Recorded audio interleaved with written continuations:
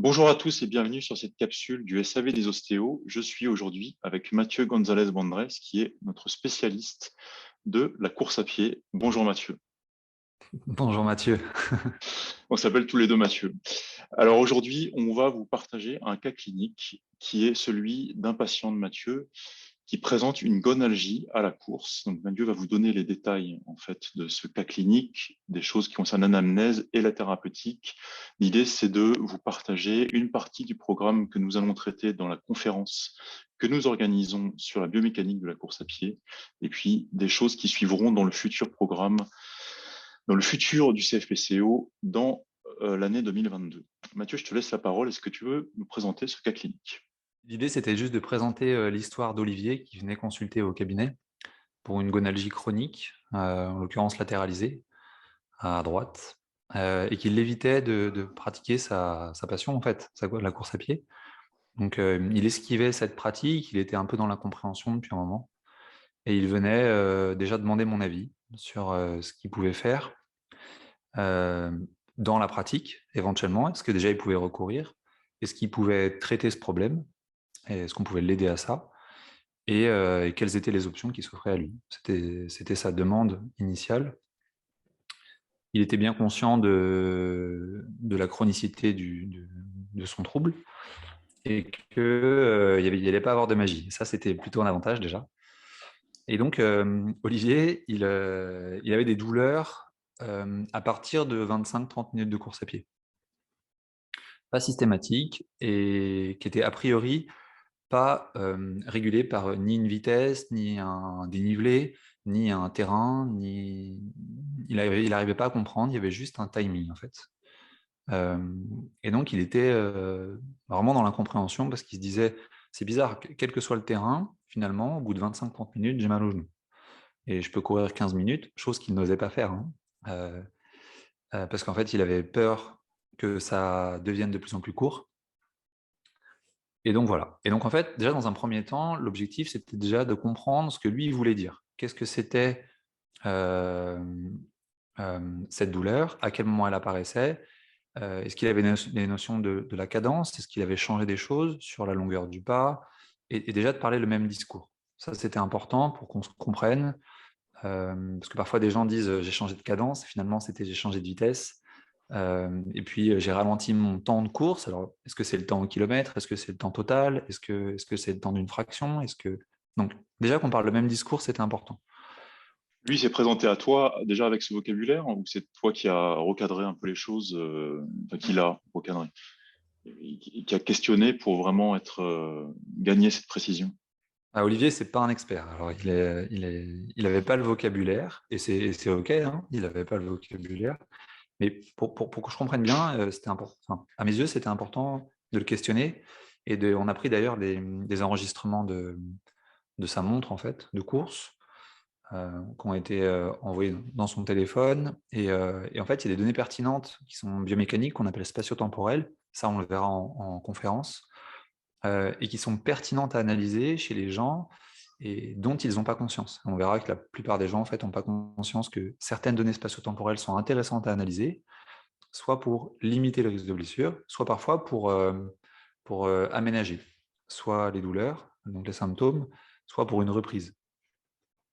Donc Donc on en a fait fait, ça, là, quand tu parles de ça, je comprends à demi-mot que c'est plus complexe que de simplement dire qu'on va chronométrer.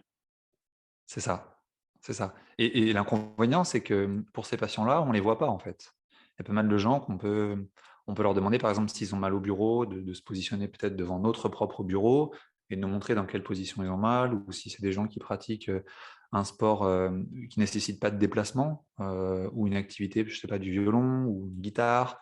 C'est assez simple à remettre en condition au cabinet, mais la course à pied, du fait qu'il n'y ait pas de déplacement, bah, c'est complexe à remettre en situation. Donc, on peut se servir de données très simples que les gens en fait enregistrent finalement, déjà dans un premier temps. Et qui sont facilement accessibles avec les applis, en fait, aujourd'hui, bah, qui sont liées au smartphone, et des choses comme ça, j'imagine. Oui, c'est ça, ouais, ouais. Puis il y a plein de marques sur le marché, on pourra peut-être en discuter. On sera obligé de toutes les citer pour le coup, mais il y a plein de marques En fait, c'est principalement des accéléromètres couplés aux données GPS qui donnent des données intéressantes pour comprendre comment les gens évoluent dans leur course à pied. Ok. Et qu'est-ce que tu as eu comme données alors différentes du chronométrage du temps Eh ben, avec Olivier? on a eu des données de cadence déjà. Et en fait, l'évolution de la cadence était intéressante chez Olivier. Et ça, pour le coup, on le verra pourquoi en conférence. Mhm. Et non pas que c'était un problème, mais ça apparaissait comme pouvant être un levier, en fait. C'est un peu comme la thérapie manuelle, si je peux me permettre un parallèle. Quand on manipule, par exemple, je sais pas, une structure dorsale, c'est pas parce il y a des changements qui sont opérés à type d'amélioration que la vertèbre dorsale était la problématique. C'est juste un levier d'action, finalement. Et la cadence, là, n'était pas problématique, c'était juste un indice et ça devenait un levier d'action intéressant, potentiellement, avant même de réaliser l'examen physique pour voir si peut-être la cadence allait pouvoir améliorer des choses. Mais c'était déjà un indice. La cadence était intéressante. Tu as trouvé ce levier potentiel d'action sur la cadence et après?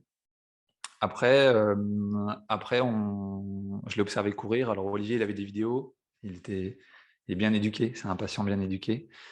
Il avait des vidéos, donc il s'était filmé. Il avait pris soin de se filmer. Non pas en début de course parce que il n'y avait pas les changements qu'on voulait. Les changements, ils s'opéraient a priori à partir de 20-25 minutes. Donc il avait demandé à quelqu'un de le filmer à allure stable à cette période-là et de comparer au début de la course. Et en fait, il y avait des données intéressantes, notamment sur l'angulation du tibia avec le sol, qui étaient intéressantes et qui étaient qu'on pouvait modifier via la cadence, potentiellement, et on pouvait espérer une amélioration des symptômes grâce à ça, déjà. Et donc ensuite, on a fait des tests ensemble pour voir s'il avait la capacité déjà articulaire, fonctionnelle, de diminuer ça. Enfin, les capacités physiques. Et puis après, on a fait un peu de thérapie manuelle, un peu d'exercice, et puis un peu de changement de foulée. Ça, pour le coup, les modifications de foulée, on ne le verra pas forcément dans la webconférence. On verra plutôt quels sont les outils qu'on peut utiliser déjà et qui sont pertinents à l'analyse et quel levier théorique on a déjà. Et au final, Et Olivier, alors on a remis un petit programme, ça aussi pour le coup, on va en parler. On a remis un petit programme en place, non pas un programme d'entraînement, mais un guide de reprise avec ce qu'on appelle le TRIMP. C'est un index de charge en fait. Donc en remettant en charge progressivement et en tendant vers 25 minutes, Olivier il a recouru 25, 30, 35 minutes, 40 minutes, sans douleur finalement. Non pas grâce à la technique magique que j'ai fait sur le talus, mais j'imagine à l'ensemble des choses. Et aussi parce que certainement il a repris confiance en sa course à pied. Euh, et puis oui, maintenant il court. Il court, il s'est inscrit sur un 10 km récemment. Il m'a tenu informé d'ailleurs. Et ça faisait plaisir, c'était chouette. Et donc voilà. donc en fait, toi dans tes prises en charge, tu as tout le vocabulaire qui permet de comprendre le contexte dans lequel évolue le sportif client-patient. Donc ça lui permet aussi d'être compris et de renforcer toute l'alliance thérapeutique. Il a entre guillemets l'impression d'être pris en charge par un pro, donc que le pro fasse de la course à pied lui-même ou pas, en tout cas, ça donne Mm, confiance. mm. Et on n'en a pas parlé, mais je te connais un petit peu, donc j'imagine que aussi tu as tout ton arsenal d'examens cliniques qui permet de déterminer quand une personne se plaint d'une douleur, si c'est plutôt une douleur, enfin tu vas classifier la douleur en fait, si c'est plutôt Ouais. neuropathique, nociceptif, etc.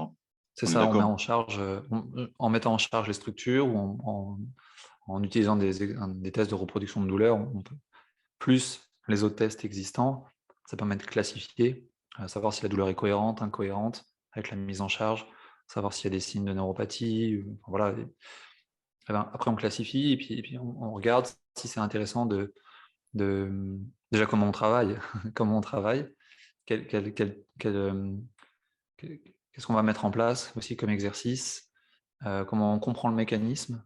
Et donc finalement, ça ne change pas, à mon sens, beaucoup de choses aux techniques manuelles, mais plus à notre algorithme de décision et ce vers quoi on aboutit avec le patient. Puis aussi les attentes et le contrat. Où est-ce qu'on va, à quel délai, et comment on ajuste ça.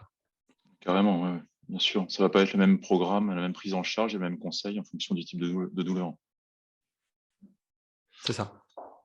Est-ce que tu as l'impression par rapport à l'émergence de la course à pied ces 2 dernières années, hein, c'est quelque chose qui a beaucoup augmenté. Est-ce que tu as l'impression que les patients ils viennent à nous en connaissant déjà plus eux-mêmes le vocable, les discours, les spécificités du truc, ou juste ils pratiquent et ils se laissent porter? Alors là, pour le coup, donc ce serait plutôt un avis perso, quoi, sur ce qu'on observe. Je sais pas. Alors, j'ai l'impression qu'il y a une émergence de la course à pied et des sports outdoor en général, notamment pour tout ce qui est trail, je pense, trail et trek, peut-être au détriment de la course sur route, même s'il y a toujours des aficionados de la course sur route. J'ai l'impression qu'il y a l'émergence surtout de courses loisirs, enfin récréatives, et que les gens, alors il y a des gens qui s'équipent un peu de techno et qui sont un peu des geeks et qui aiment bien les datas et tout ça, mais qui n'ont pas forcément le vocabulaire ni comment dire, les compétences sans jugement aucun. Je dis pas ça avec jugement, mais pour les traiter finalement. Mais ça leur permet eux de voir une évolution des choses, une allure, un temps, voilà leur évolution, quoi, leur progrès. Ça par contre, je sais pas s'ils sont plus à même, enfin, s'ils ont plus de connaissances ou pas, ça je suis incapable de le dire. Mais il y a une émergence, c'est clair, de la pratique de la course à pied. C'est clair, coup de les stats le montrent, mais j'ai regardé, ça répond en fait à un besoin essentiel qui est le besoin de liberté. Donc ça, OK. ça a été mesuré. Et je comprends aussi ce que tu dis. Ça fait plaisir de pouvoir mesurer de la data, même si on ne sait pas forcément quoi en faire, mais peut-être ça peut nous servir à nous qui sommes un peu au-dessus en tant que professionnels de santé. Et alors, j'ai une dernière question à te poser. En général, les profs n'aiment pas du tout quand je leur pose cette question.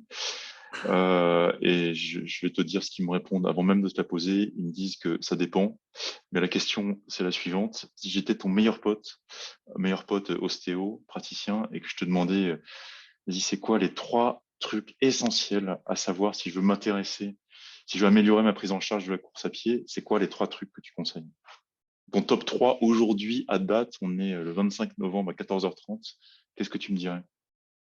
Pour prendre en charge des gens en Pour cabinet? mieux les prendre en charge en cab, voilà, avec vraiment focus, course à pied, je veux attirer plus de monde, je veux qu'ils sentent que je suis bon sur le truc, quoi. C'est quoi ton top 3 ou ton top 5, si tu veux? Tu parles de concept là, hein? Ouais. Ouais, de connaissances, vraiment les trucs, Connaissance. les trucs, voilà. Ben, je m'intéresserai au monitoring de la charge d'entraînement en 1, en grand 1, et lui, je le mets dans un grand cercle bien entouré. Je m'intéresserai à tout ce qui est facteur contextuel, finalement, et je m'intéresserai à tout ce qui est levier de récupération, et j'entends pas par là les pistolets massants et les game ready et tout ça, mais plus comment le sommeil interagit avec la récupération, comment l'alimentation interagit avec la récupération, l'hydratation et le stress environnemental, enfin voilà, tous ces leviers-là, qui finalement sont communs, je pense, à d'autres à d'autres à d'autres affections, mais en grand 1, clairement, le monitoring de la charge d'entraînement, parce que le suivi de la charge, c'est primordial dans la limitation des risques de blessures chez les gens.